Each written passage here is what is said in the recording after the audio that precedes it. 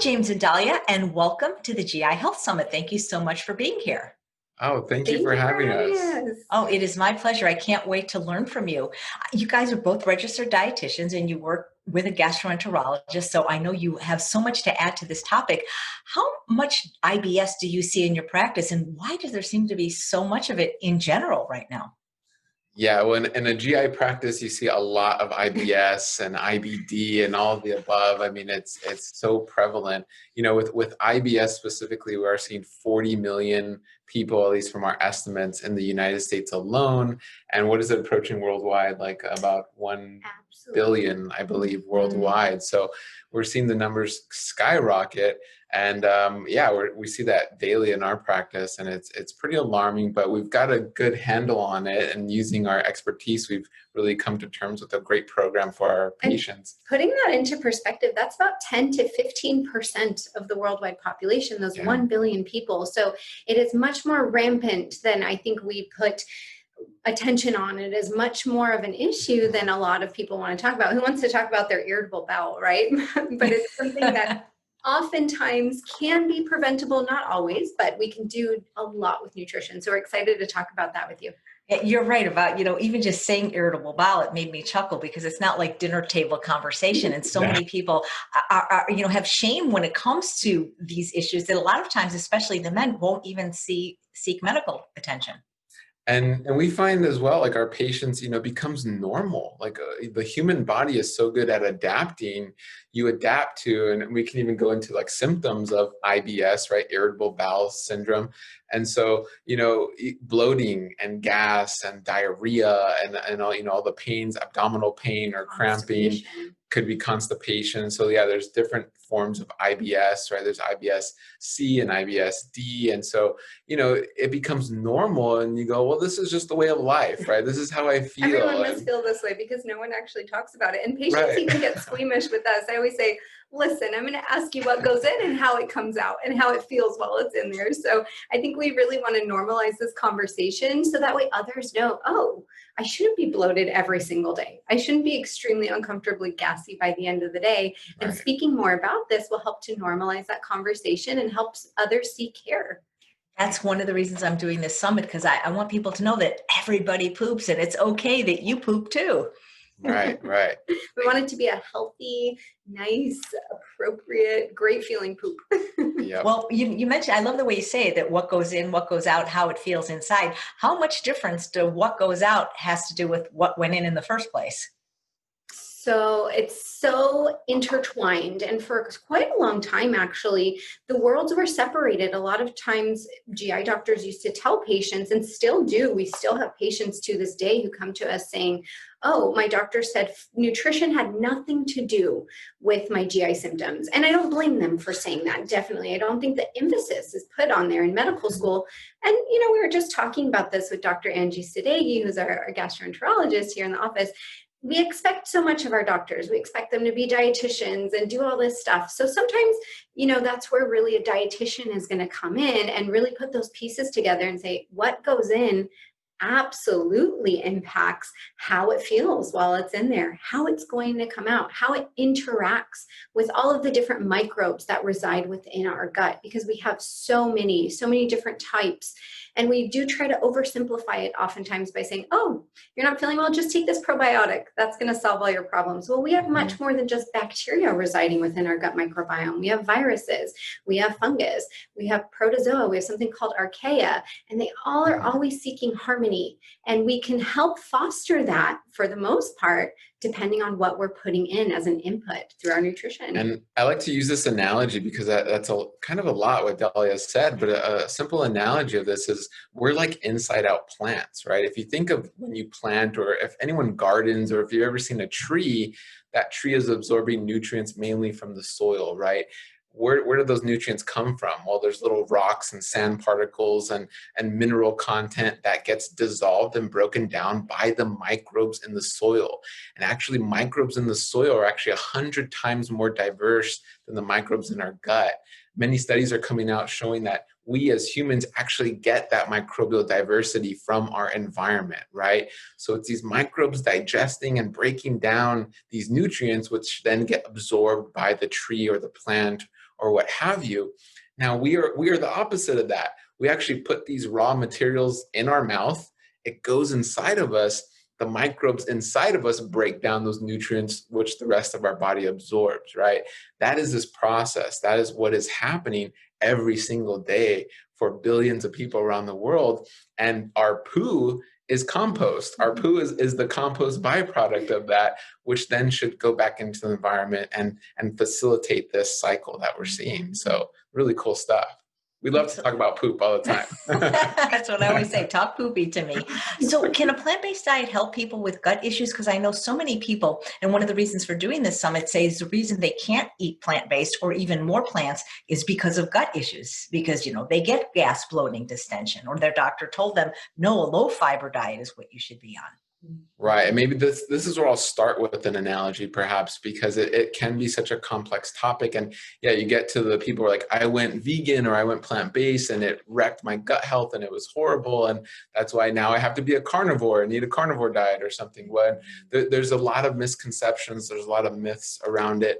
And the analogy I like to use for this is a factory, right? You have this factory and all your microbes are workers in your factory. All your microbes have a job. And remember, when I say microbes, I'm encompassing trillions of different organisms in this galaxy working together. But to simplify into a factory is way oversimplified, but it works in a sense that then what we eat is they each have a specific job. So if you can imagine, we're breaking down and building. So if you think of like Tesla's Gigafactory or any like Ford factory, you get the raw materials, you make them, and you build the car or you build the rocket or what have you. What happens if you lose a whole team of your workers? What happens because of antibiotics or injuries or past surgeries or tons of stress that our society puts onto us? Basically facilitates a bad work environment where your workers call out sick or they get injured and they can't work anymore. Then you're not breaking down the raw material properly and you're not building the metabolites, which are the cars and the rockets. So can you imagine if Tesla or another car company was making faulty cars, right? The doors were missing, the brakes weren't working, and people start to crash and you start to develop other severe issues. That is what is happening in our guts. And when someone who's lacking some of these organisms then says, I'm going to start eating tons of these raw ingredients, I'm going to just go fully plant-based, maybe overnight, cold turkey. It's the I Love Lucy scenario where the chocolate factory and she just can't keep up and it becomes just a big mess. So that is what we're seeing in a nutshell, but we can dive deeper into that. And I think that it's very easy to quickly demonize the food. I love when Dr. Sadeghi tells our patients, there are no gassy foods, there are gassy people. And so it's so easy to just throw the baby out with the bathwater too and say, oh my gosh, yes, I can't eat X because it makes me very gassy. And I think we've oftentimes created this reductionist view of our food where maybe you reacted to that one item and maybe it was actually the quantity of the item that you ate. Maybe it was how it was prepared and that's why you reacted to it. So I think we're so quick to say, I can't eat X because it made me bloated, it made me gassy, it made me feel unwell. And then I think that's why we have such a high rate of recidivism on a plant-based diet because people go so hard, so fast into it. They go from 5 grams of fiber a day to 45 grams of fiber a day. And their microbes are not prepared for that transition. So I think it's working with someone who's qualified, understanding your past gut health. Are your workers ready for that quick rate of that turnover in your factory? We don't want to leave you like I Love Lucy. Lucy's sitting there, stuffing these chocolates in her mouth. If we go at a slower pace, it's more manageable and we're not having that feeling of overwhelm. And then we say, it didn't work for me. It made me too gassy. So there's definitely, for most people, considering most of us have taken quite a few antibiotics in our lives. Of course, they're warranted at times. But, when I grew up, why would you even go to the doctor if you were going to take antibiotics for everything? Most of us have done that. Most of us have had extremely poor diets as children.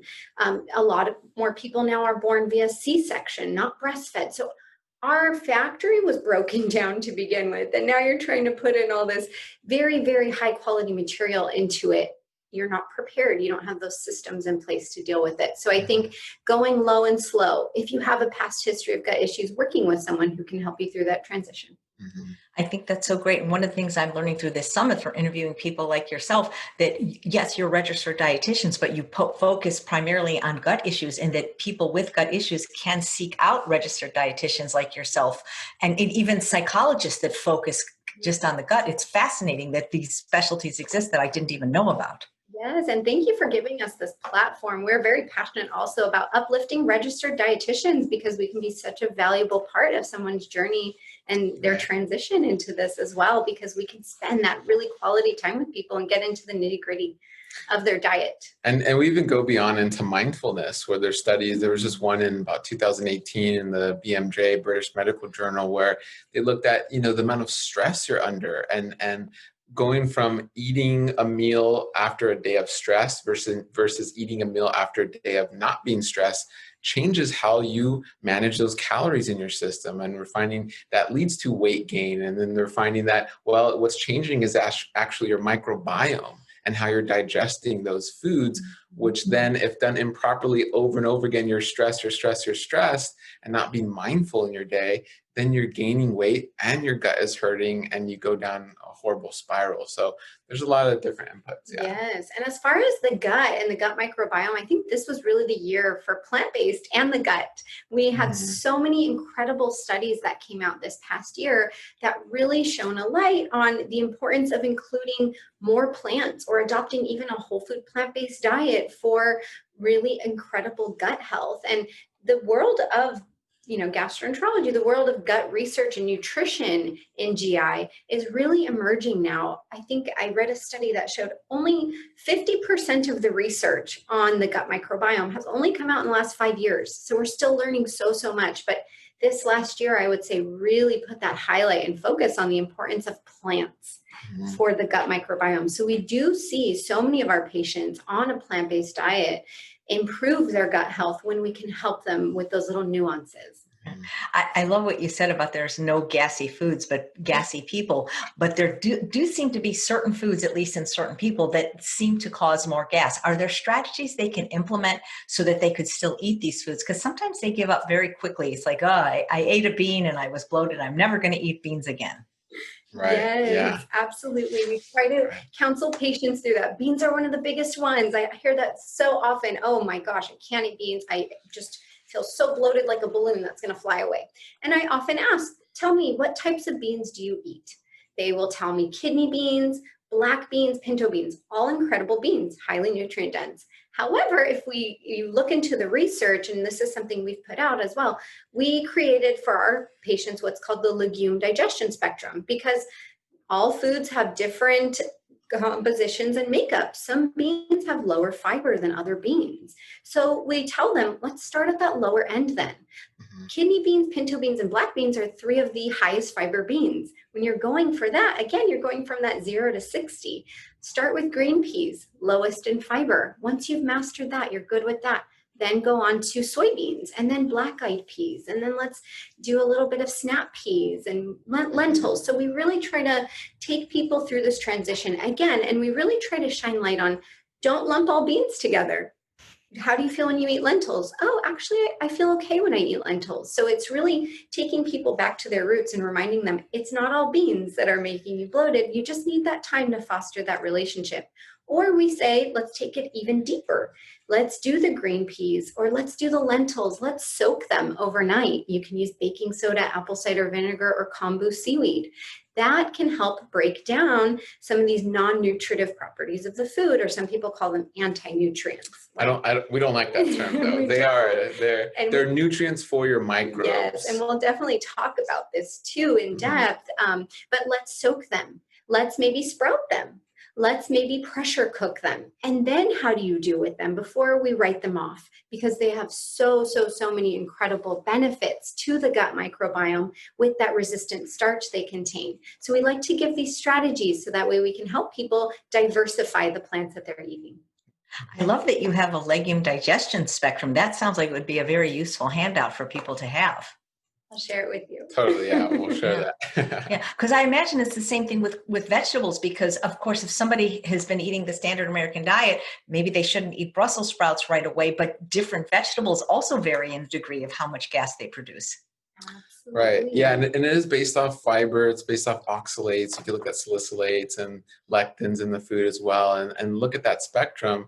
But it can be hit or miss. There's a lot of variables going into this with the person. There's also variables with the farmer. So we know how you grow that seed, how you foster that soil health will determine the amount of these anti-nutrients in the food. So this really then speaks to getting your food from a quality source, from a quality farmer, from a quality location, and typically local. And that your farmers market, that's why it's so popular, because it is best and you're able to see and understand those inputs and actually talk to your farmer.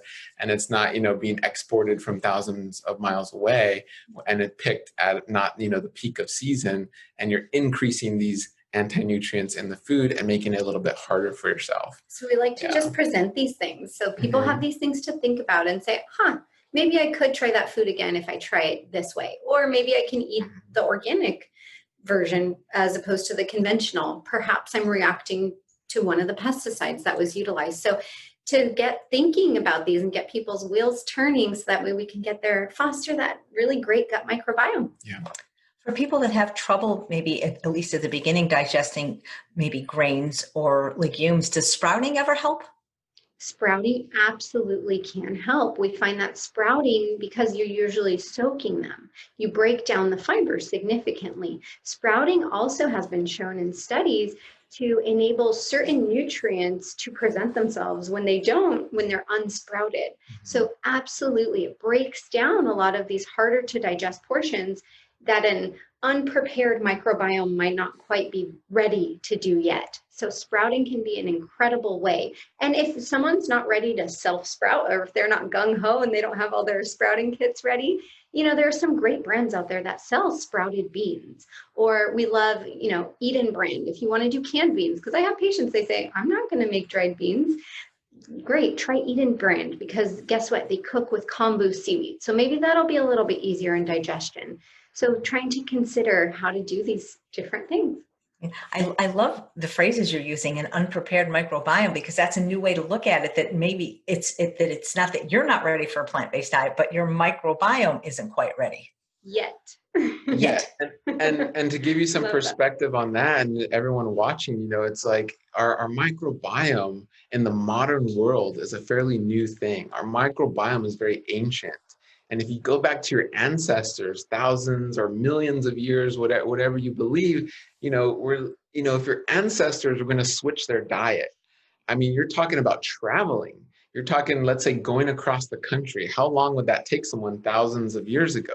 You're walking. Maybe you're on a horse if you're lucky, but that's going to take you generations to transfer to maybe a more tropical diet, like in Miami, to go up somewhere to Northern California and eat more potatoes or legumes, right? So you're transitioning over that time very slowly and changing that diet as you migrate and as you travel.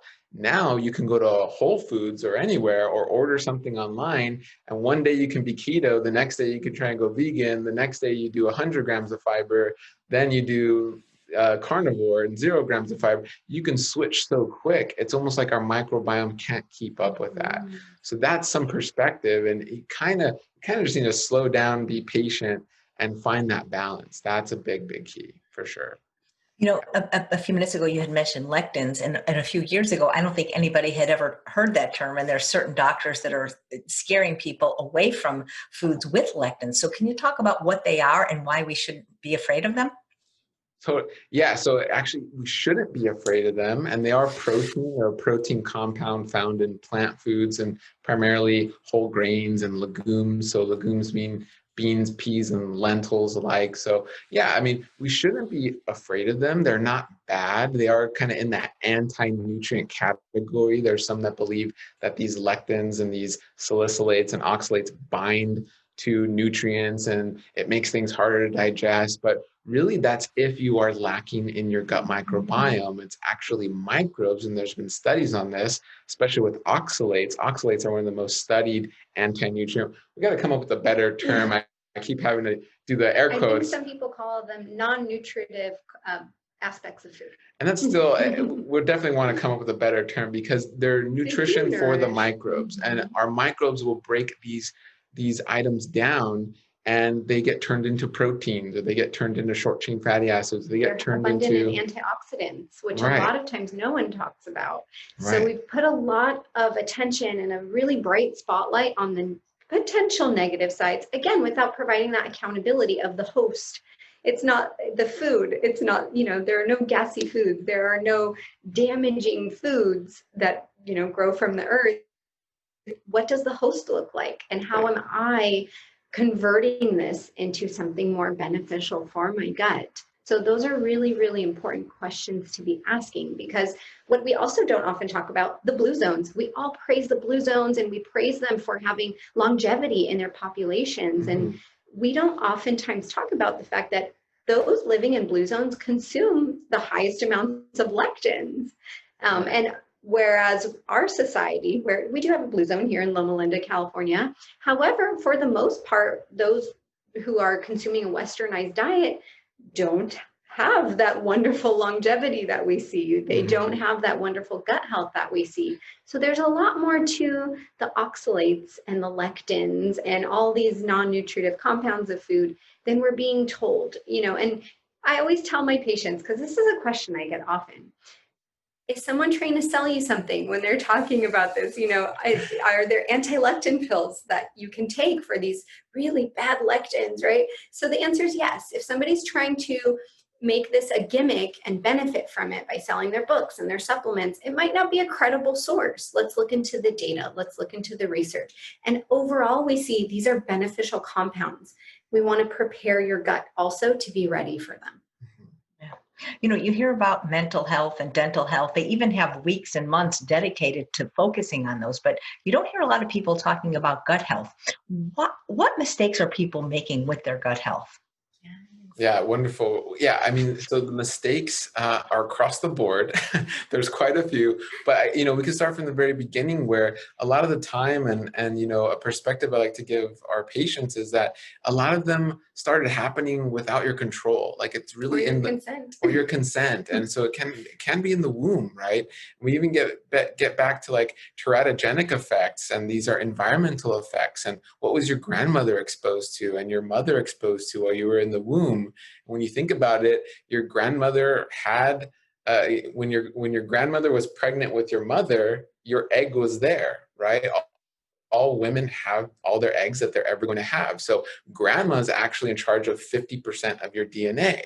What was grandma doing? And typically in that generation, they were smoking a lot. That was normal. They were maybe around DDT and different pesticides. So we're seeing these transgenerational effects occur from environmental factors. So I like to give that perspective, not to be doom and gloom, but to have people understand that, look, this goes back way further than you can imagine. So we're not going to fix it in 2 weeks, right? It's not going to be fixed overnight. It's probably not going to be fixed with a pill. So you're going to have to be patient. So that's good context to kind of build up this patience. And then it goes to how you're birthed, right? You want to be birthed vaginally. You want to breastfeed if possible. You want to breastfeed if possible. These are two big goals to have. Because if you do that, you are transferring the initial, the initial seeds of this microbiome. And really the mother's job is to basically transfer this microbiome through those two big mechanisms. So that's the start of And things. Moving from there, then after, once we're ready to introduce foods, an incredible study that came out in 2018 showed that the first 1,000 days of life can have the most significant impact on our long-term gut microbiome. So as mom, I'm always challenging my parents to think, okay, how are you feeding your child? Because we've created this concept of kid food and adult food here, especially in the United States, right? Where, they can eat what they want. They're so active, they're healthy. They still have some of those stem cells circulating. It's okay. They can eat it.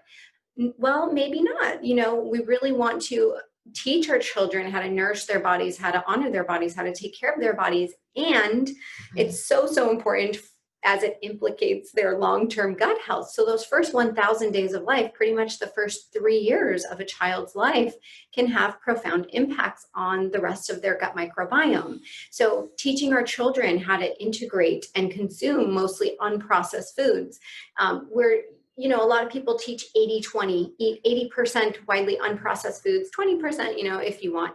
And I think that some people do 80% processed food, and then maybe 20% of their diet is unprocessed, if that. So teaching our children, really embracing a low sugar diet in those first 3 years of life, less processed food. And then beyond that, that will help them carry that. So I think we can think deeper of, okay, what can I do for me? Yes, for me, absolutely. As an adult, I can impact what I am purchasing. I can infuse more plant foods, whole unprocessed plant foods into my diet. And I can also think about how I can help future generations prevent, because we all know prevention is everything, right? The more that we can prevent, the less hardship that they will endure. So if we can set them up with a really robust gut microbiome from the first 1,000 days, there's a better prospect and a better outlook for the rest of their life. Yeah. And while I don't really anticipate children watching this summit, many children do suffer with the same GI diseases that adults get. Absolutely. And we're seeing that more and more. I had a 7-year-old patient present with gastritis, and he was vomiting profusely. And so when you look at the diet, though, you're seeing the Capri Suns, you're seeing, it's just birthday parties, but the birthday parties are every weekend. And then during the week, there's the goldfish and the Cheez-Its and the sugar. And so, the stomach is, in a state of inflammation. Things are not well. You're not giving those correct inputs to the microbiome, and your body will speak to you. Unfortunately, our bodies speak to us in symptoms, and we get those symptoms. But you have to decide: am I going to ignore my body, or am I going to listen to my body? And if you're watching this, you're most likely going to listen to your body. So that's a good thing. It's just saying, okay, now I'm going to listen. Now what do I do?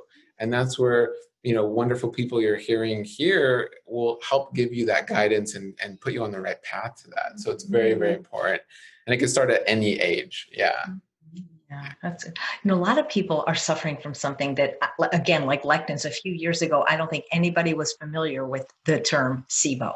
What is that, and why it seems to be on the rise? Yeah. So you want to go? Sure. Okay. So SIBO is small intestinal bacterial overgrowth. Also, what we're sometimes seeing is it could be SIFO, small intestinal fungal overgrowth, or SIMO, because as I had mentioned in the beginning, there are more than just bacteria residing in our microbiome. They all seek to live within their respective equilibrium. And so most of that, the bacteria, in the case of SIBO, resides in the last leg of digestion, in the colon. And everything mouth to anus, it's all connected. We eat food, we begin digestion right then and there. It can even begin prior, soaking, the sprouting, the cooking, that can begin more or less that process of breaking things down, preparing them for digestion. We digest by chewing the food. We release salivary digestive enzymes in our saliva. So then it goes into our esophagus. And then everything's compartmentalized within that same tube of our gut. We open up a little door called the esophageal sphincter. It goes into the stomach, where we pump the food full of stomach acid. It breaks it down into digestible pieces. It goes into the small intestine. Small intestine, that's where we're doing a lot of our digestion and absorption. So although we have some microbes living there, they're not very abundant.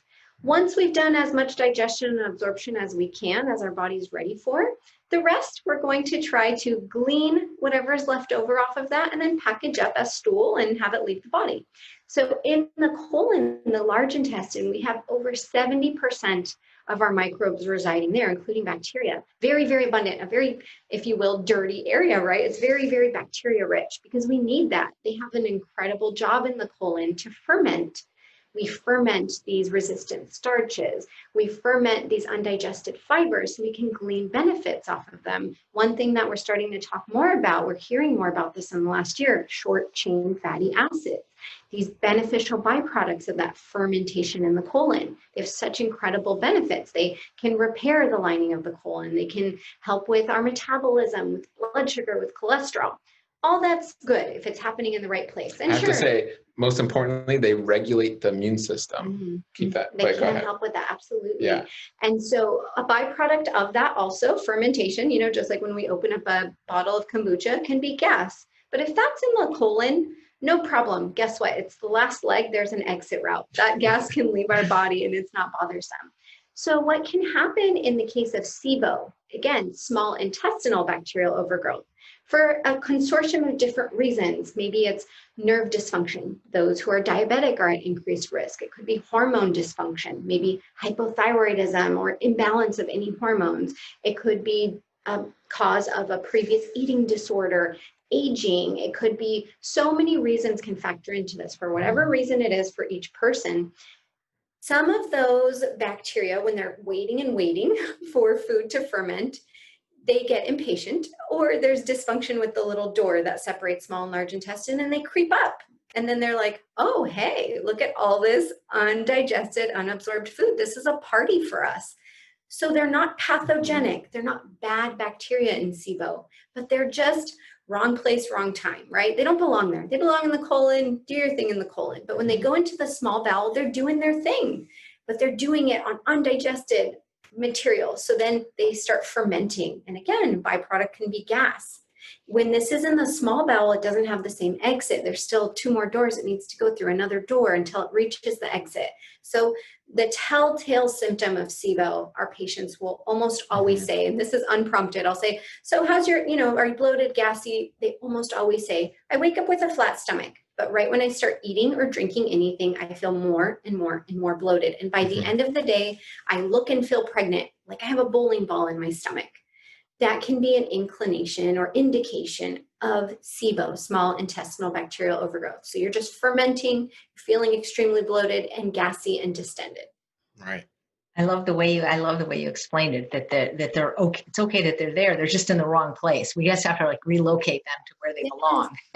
And that's the goal. That's to find out what caused it. What's your root cause? And then it's not to, however, just run away from fiber. And that's what a lot of times people say. They say fiber is fermentable. And because you have this SIBO, you should not eat fiber. Exactly, because so many people I know that have it have been put on a low FODMAP diet or a virtually fiber-free diet. And that doesn't sound like that could be sustainable. And I love the analogy James gives on the low FODMAP diet, and he really equates it. James is the king of analogies.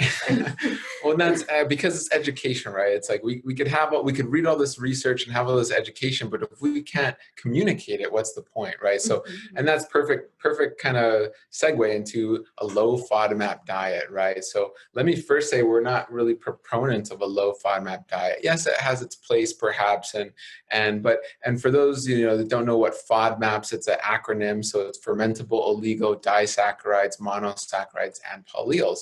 And so these are good things. These are mostly good things you want. Fermentable starches, fermentable sugars, fermentable fibers. Right. So we want these things. These are a majority of plant foods, with the exception of some dairy. You don't really need that. But these are plant foods and plant fibers you want. So a low FODMAP diet, the analogy I like to give is debt. Right. I've been in debt. We went to school, we went to college, and Dahlia had student loans and everything. And everyone gets into some amount of debt, right? Debt isn't fun. And so, this analogy I use is like someone saying, oh, you have debt? I'm going to give you the solution. I'm going to give you the low FODMAP solution. Run away from your debt. Here, those bills you're getting in the mail? I'm just going to rip them up, throw them away. Don't worry about it. Just avoid it, right? It sounds actually pretty good. It sounds pretty good. It's great. For now, it's like, oh, I feel so good. I don't have to worry about it until you go buy a car, until you want to buy a home. Then you're like, oh no, what did I do? And that's what we see a lot of people with SIBO or these GI issues doing, is they're avoiding fiber. They're trying the paleo diet. They're going keto. They're going extremely low carb. And then they start to run into some severe issues down the road. When, I want to exercise more. I'm looking to accomplish a 5K or a 10K. I want to prevent colon cancer. I want to prevent colon cancer. I want to build muscle. I want to reduce my blood sugar, my cholesterol. Right. And then they come to realize, wow, I'm only eating 10 different types of foods. And very low fiber. And very low fiber because I can't. Anything else I try to eat, it makes me feel terrible. They've backed themselves into a corner of debt. They've racked up so much debt and they don't know where to go. Dahlia and my job is essentially to say, it's okay, we're going to face your debt. We're going to show you how to pay it off. And then we're going to make sure the debt never comes back. Right. And it's not fun. It's not fun to face your debt. It's not fun to hit things head on and face your problems. But that is the way to sustainable health and making it be sustainable for the rest of your life or as long as you possibly can. That's a great analogy. It really is. These people, whether they have gut issues or not, when they're on a keto diet, how are they pooping? I don't understand how people that are just eating meat are pooping. Rarely do they poop, and that they initially you might feel better because on any diet that's a fad diet that's cutting out a lot of different food groups, you feel better initially until you don't, until you're pre-diabetic, until your cholesterol is so high, until again you lack that fiber so much so that those beneficial microbes residing within your gut, they're starving. And guess what they start to do? They start to erode, degrade, and eat up your protective mucosal layer in your gut lining. So it's only going to be deleterious long-term for your gut health. Again, it's that short-term fix, but not a long-term solution. So we're here to really educate people. We want people to understand, okay, what is SIBO? Maybe they've never heard of that term. And also let them know you've been diagnosed with IBS. IBS is I don't know, something's wrong with your stomach. I don't know what it is. Kind of like fibromyalgia, right? You're in pain, but I don't know. So we want to let people know, almost up to 40% of IBS is actually SIBO. So all SIBO is IBS. Not all IBS necessarily is SIBO, but almost 40%, that's significant. So I think it's something more people should look into when they're being given that diagnosis of IBS and say, hey, doctor, do you think I have SIBO? And since we're on the subject of like diabetics and diabetes or keto, essentially, we're on the subject of keto, and that is around diabetics or type 2 diabetics more specifically. Given the statistics, 50% of people watching could be diabetic, right? That's like the stats. It's almost like 1 in 2 people have pre-diabetes or some form of diabetes or blood sugar imbalance. And so typically what happens, a side effect of uncontrolled diabetes is nerve damage. So nerve damage can lead to SIBO. So a lot of type 2 diabetics suffer with this. An analogy I like to give where why keto is not the right way to go is it's very much like the DMV. Okay, bear with me here. But when you go to the DMV, the line is out the door. Not anymore with Corona, but before. But the line is out the door, and you're like, oh man, well, great. Why is the line out the door? And what keto says is, you know what? We're gonna take away that line. There's gonna be no more line. It's gonna be great. So from the outside, wow, keto took away the line. The DMV looks great. It's gonna be wonderful. But when you peek in the door, you realize that there's still a little line, and the teller is arguing with the person, and there's only one teller working. Right? So in this analogy, the people in line is blood sugar, and the person arguing inside of the building is this basically insulin resistance, right? So it's actually important to fix both, right? Because if you never fix the argument going on inside, that line, no matter how short it is never going to move. Right? This is the mythology around keto is like, great, we took away the line. From the outside, you look good. You maybe have abs and you look really lean, but inside in your cells, things are not good. And your microbes. So on a cellular level, your health is going down rapidly. And it's only a matter of time before the alarm goes off and your body says, you know what, I can't do this anymore. And you're really in some big trouble. Yeah. Oh, you really are the king of analogies, and it really helps me understand it the way you explain it. It's great. Oh, cool. Thank you. I love it. Thank you. So are people that eat a plant-based diet exclusively or primarily, are they at greater risk for things like SIBO or IBS, or is it just an equal opportunity destroyer? I would say yes and no. Because certain factors can preclude one and put one more at risk for SIBO, and those are possibly potentially increased in a plant-based diet, yes and no. So a properly planned plant-based diet, I don't think so. There's no studies to show that a properly planned plant-based diet that does not allow for nutritional gaps, that are not going to affect hormone function, that is not going to affect overall metabolic function. No, there's no increased risk in that. If you're consuming enough calories, if you're consuming enough of the macronutrients, if you're consuming enough trace minerals like iodine, which is so important for thyroid health, and so many of these other trace minerals, no, someone on a properly planned plant-based diet is not. However, we see very, very restricted or limited subsets of people on certain plant-based diets where, if you're not getting certain macronutrients in your diet, if you're not accounting for the fact that, yes, your body does need some of these trace minerals and that affects your hormone function, and then that precludes you for SIBO and predisposes you for SIBO, then those people on that type of plant-based diet, absolutely. And I think that as dietitians, we really want to bring this forward more and really teach people that, yes, if you are on a plant-based diet, consider these different nutrients, these micronutrients, these macronutrients, as they can definitely overall affect the picture.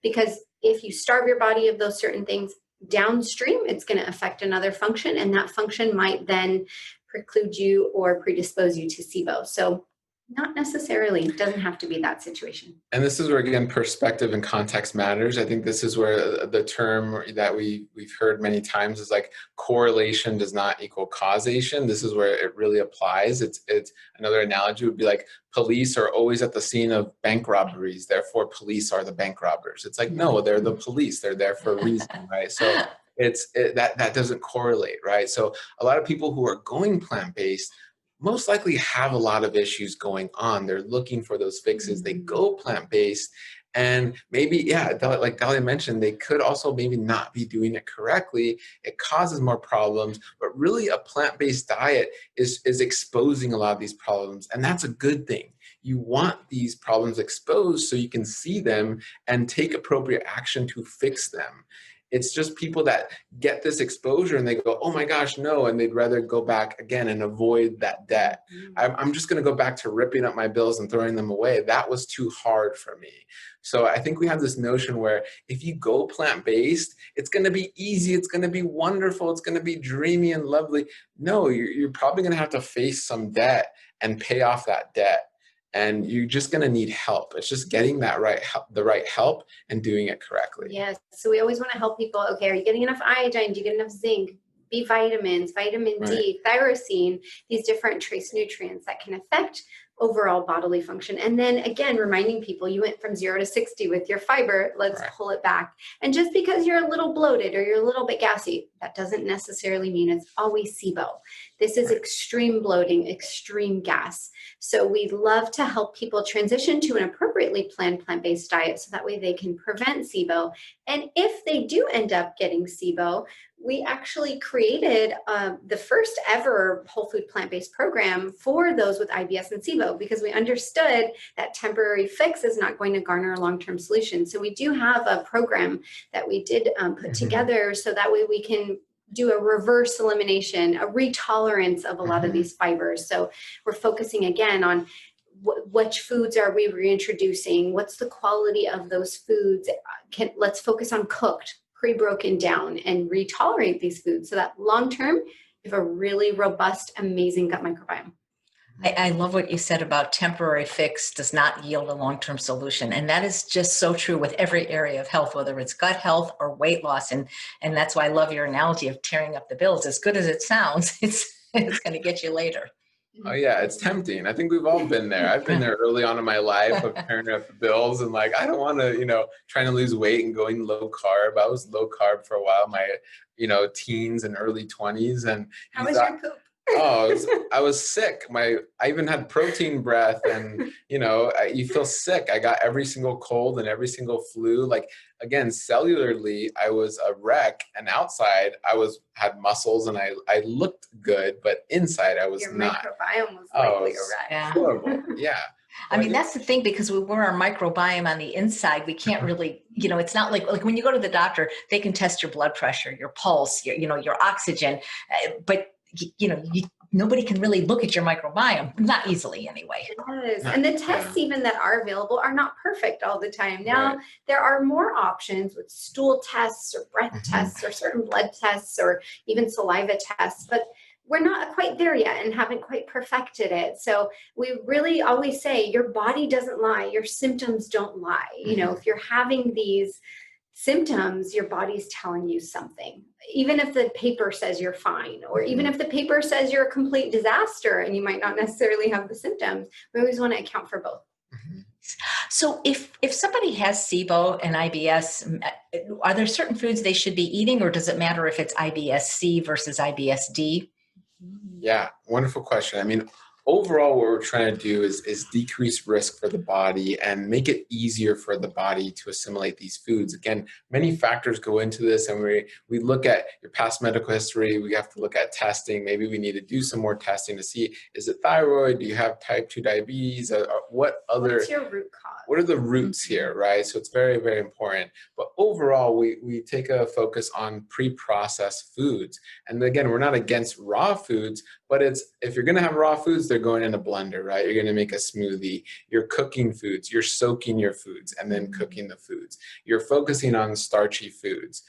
So like tubers and root vegetables. You're focusing on squashes, plantains, because those foods will contain more resistant starch, which translates into short chain fatty acids for your colonocytes and basically helping that with that proliferation of those cells and that mucosal layer all throughout. So overall, we're laying down this really solid foundation for everyone, whether it's IBS-C, IBS-D, and the nuances lie within, okay, how are we going to eradicate this overgrowth? Right. Because you can't just leave it there, right? Once they've taken up residence in your small bowel, you want to figure out how to repopulate them and remove them, reacclimate them back to where they belong. So that's where the nuances lie between IBS-C, IBS-D, and symptomology with SIBO. Which is why it's important to work with someone who's qualified, because there is no one size fits all when it comes to caring for these conditions. And we'll even say we're big proponents of lifestyle. We're obviously big proponents of nutrition, but rarely, if ever, does nutrition alone eradicate SIBO, if ever. You're going to have to take other approaches to help rebalance. And it's not SIBO. Taking a probiotic supplement. And it's not, If SIBO, if anything, that's going to make it worse. Yeah. Right, because a lot of people, that's what they get. They get antibiotics for SIBO, and often many courses of antibiotics like Xifaxan and things like that. Exactly. Yes, and that can be part of the treatment plan. There are other options as well, other non-pharmaceutical options when used appropriately with an appropriate care team. But you do need to eradicate the overgrowth because you can't just rely on food alone. But adding probiotics is only going to make the situation worse. Sounds like we need like a microbe relocation program. Like, guys, get out of the small bowel, go there. Tell them, like, I could just see, because you love analogies, I could just see like a little minion with a construction hat just saying, nope, move along, you don't belong here. We could bring a little sweeper and just sweep them back in and like, okay guys, you're in the wrong area, let's rope you off. And but there's a reason for that. There's a reason why that's happening, and we just got to get to that root and figure out why that's happening, and then your body will do a good job of that. Your body will do a good job of sweeping. Your ileocecal valve will be that rope and close off and say, okay, you're not coming here. Do you think things like intermittent fasting or intermittent feeding could be useful with people with these conditions? Because what I noticed a lot is whether people have gut issues or not, we seem to live in a society that is always putting food in their mouth. And I'm not talking about 2 and 3 meals a day. It's like, snack after breakfast, snack after lunch, snack before bed. And it doesn't it help to not have food in the body during long periods as well? Absolutely. Evolutionarily, we were not eating all day long. We didn't have 7-Eleven to go run to at 2 o'clock in the morning and grab some highly processed packaged things. So we do have something within our gut microbiome, within our gastrointestinal tract called our migrating motor complex. And kind of like you guys were actually just talking about, It is that sweep. So it sweeps from top to bottom of your gastrointestinal tract. So that way it can very effectively and efficiently relocate and repopulate. If there's someone there, if there's an outlier there, an outsider, it can sweep it down.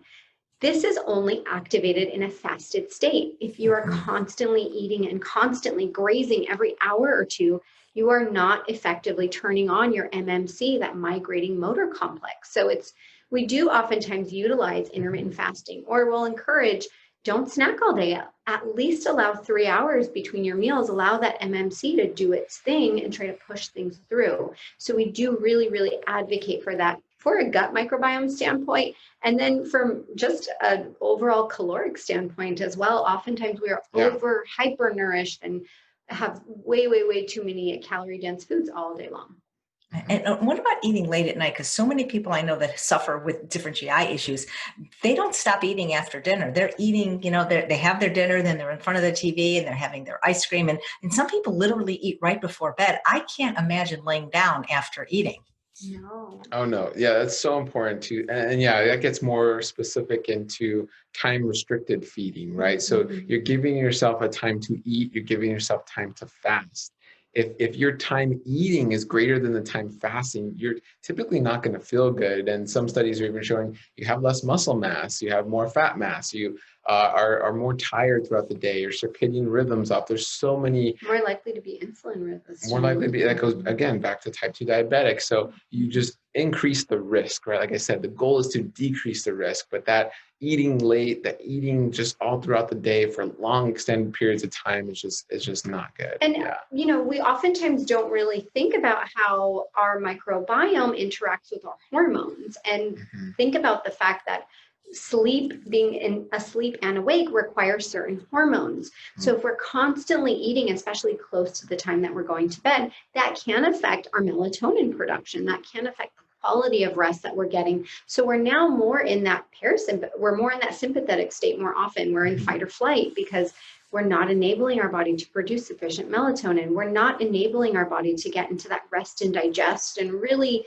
sweep, clean up, metabolize hormones overnight. Just really clean up any excess junk that we have when we're constantly putting more in. And I have to touch on this here because there's also mental health effects or even emotional past traumas that play into this. The clean your plate mentality, what happened to you as a child of being force fed or forced to eat or take one more bite. These things stay with you throughout adulthood to where you're older now and you are taking that one more bite and you are cleaning that plate and now it's you're going cleaning on your plate and your kid's plate. Right. So these things linger with you. So it goes back to even the level of mindfulness and mindful eating and being aware of that, being conscious of that aspect, which that can be a big root cause.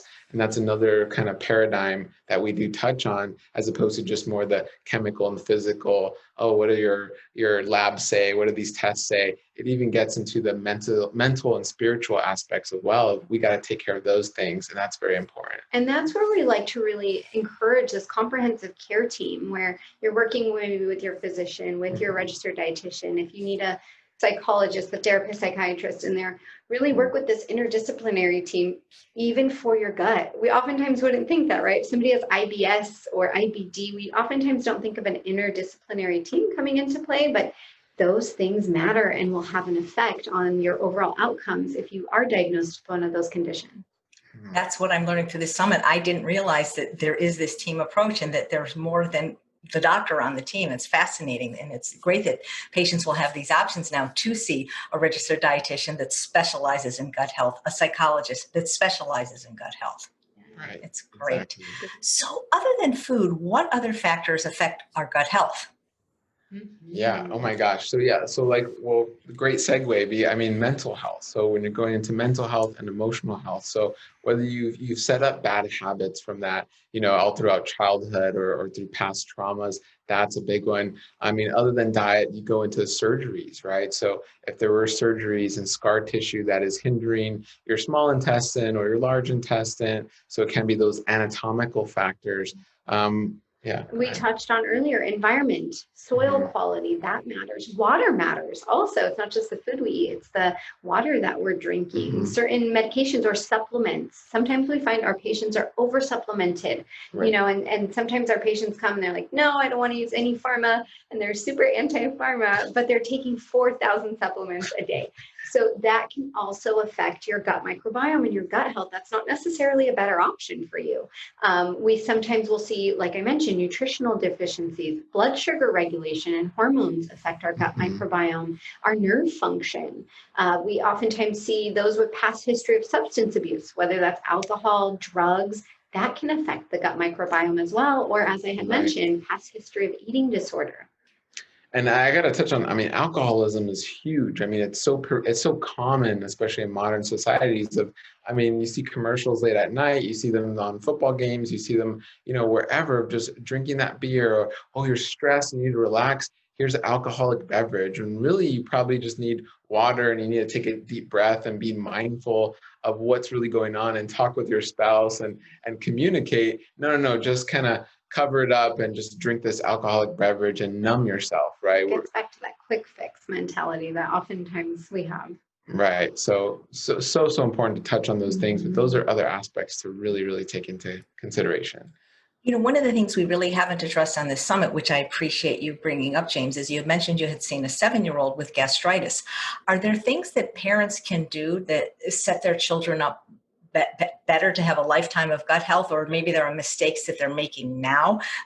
Because, I feel bad for children that are suffering with these diseases so young. I mean, I feel bad for anyone that has them. That's why I'm doing this summit, but especially a young child that maybe can't articulate the symptoms to the degree that an adult can. Oh, totally. And really, with children, it's easier than we think, right? So children are naturally curious. Children are naturally wanting to experience more and more. It's typically us projecting onto our children. It's our verbiage, it's our thought. And Dahlia is really, really great to speak on this. But overall, it really, in a nutshell, and I'll let Dahlia go in more detail, but in a nutshell, it's really us as parents getting out of the way and just making sure healthy food is there. And then just get out of the way. And it'll kind of happen on its own, where no matter what the age, if they're 8 months old or 8-year-old, they're going to try those different healthy foods, as long as you're not projecting any negativity towards those foods on that child.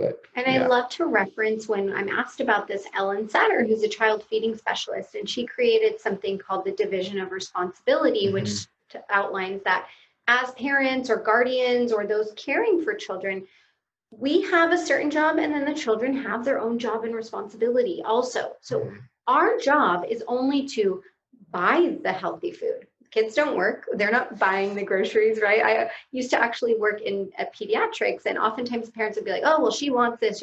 Well, does she have a job? No. Okay, so who's buying that food that you're complaining about her eating? You are. You're in charge of that. That's your job. Take ownership of it, because you can say no. Just like you'd say no to them running across the street and maybe getting hit by a car, you can say no to that as well. You have that job. We are responsible for preparing the food in general. The children can help with this, and that's a benefit to it. We are responsible for when and where the meal is served. That's it. The child is solely responsible for what they eat and how much they eat of it. So I really like to encourage parents not to practice that, oh, one more bite. If you eat this thing, you can eat this thing, right? If you eat your broccoli, then you get ice cream. We don't want to encourage that with kids. We want to prepare and provide healthy options. Something I'm very passionate about teaching parents, and even those who are around children, about is, like Jane said, don't project what you think they're feeling onto their food choices and food options. So one word that I like for people to remove from their vocabulary when it comes to feeding children is what they like and don't like. Because one day they're an astronaut, the next day they're a ballerina, then they're the president, and then they're a farmer. They change their minds. But when we say, oh, James doesn't like broccoli, and I said that in front of James, and James is 4 years old, and mom knows best. Mom knows everything about me, from that mole on my toe to, how many boogers on average I have at night. When I'm projecting that and I say that in front of James, little James, then guess what little James is going to say? Do you like broccoli? No. So I always say, don't say that in front of your kids. Just say, oh, you don't want it right now. You don't want it, because that's only today. And that's okay. Some days I don't want broccoli either. That doesn't mean I don't like it, but I understand that I maybe will want it another day. With children, we create these very definitive guidelines for them oftentimes, and then that prevents them and hinders them from even wanting to try. So again, our job is just to prepare, procure, or purchase these items, and enable them to try freely. There's no obligation, there's no guilt, there's no negotiation or bribery in that. Just freely let them choose. Okay, you serve yourself your plate if you'd like to. You're done, your tummy tells you you're full, stop eating. That's fine. Are you satisfied? Even saying that and not, are you full? Because being full is like, oh, are you satisfied? Good. Then listen to your body. Your tummy's telling you that you're good. So empowering children to take an active role in their feeding is going to help set them up for a lifelong healthy gut microbiome as well, and a healthy relationship with food overall. And I think as adults also, we can exemplify this. Why would little James want to eat broccoli when I'm like, oh, do you want this? You know, and it's the way we present it to them. Did you like it? What do we think we're going to achieve out of that? So us eating it ourselves, offering it, even if they don't eat it, but just keep offering it in every meal and snack. Nice. That's great. So for those already who have gut issues, what are the most important steps you think they should take? Yeah, so for those already experiencing gut issues, it's very, very important to find your care team, right? So this could be a combination of things. It's really taking inventory of what are all your symptoms going on, who's my care team, who's a knowledgeable provider that kind of gets this, right? Gets this big picture that can be a little more functional and can dive a little deeper. Find that care team, find those people to go to. That's one of the first steps, but then they'll guide you to the next step, which is maybe doing some more deeper dives and testing, asking you the right questions, because really we don't know what we don't know. It's not until we ask those questions to our patients that they realize like, oh wow, I have been working a night job for the last 5 years and my sleep is completely off, and they're coming about weight loss or they're coming about some bloating they have, but they're not realizing that their sleep is totally off, or they're not drinking enough water, they're not seeing the other aspects in their healthy lifestyle. So it is connecting with these professionals who do this for a living, who can ask you the right questions, and kind of, it's like this bubbling up of consciousness, right? It starts to bubble up, it starts to grow, and it's like, oh wow, pop, I had that idea, and the light bulb goes off, and oh yeah, I see that now. So that's one of the first or second steps. But and in talking about that, working with your care team, get your levels checked regularly, and don't ignore symptoms when they're small. See if there's something bigger that could potentially be going on, because you'd rather put out a little fire than put out a house fire, right? So really check in with your team, address things, and don't wait till they're so overwhelming that it's going to take a long time to get you out of it. Because oftentimes I'll ask my patients, since when have you been having these symptoms of constipation or gas? Oh, since I was 5 years old, and they're 55 years old now. So we can check it earlier, and then just being slow and realistic with how you're introducing new things into your diet. Yeah, that's great. So James and Dahlia, what is the truth about GI health? what is the truth? Yeah, so the truth about GI health is plants protect. Plants are there to help you. We're not there to run away from plants. Plants are not gassy. Plants are not bloated. Plants do not cause constipation. That is your gut microbiome. Plants are there to shine a light and be a guide on what you should do to take action items and next steps to a healthier body and a healthier gut microbiome. And if you love your microbiome, it's going to love you right back. Yeah. I love it. You guys have just been fabulous. Thank you so much. Thank you.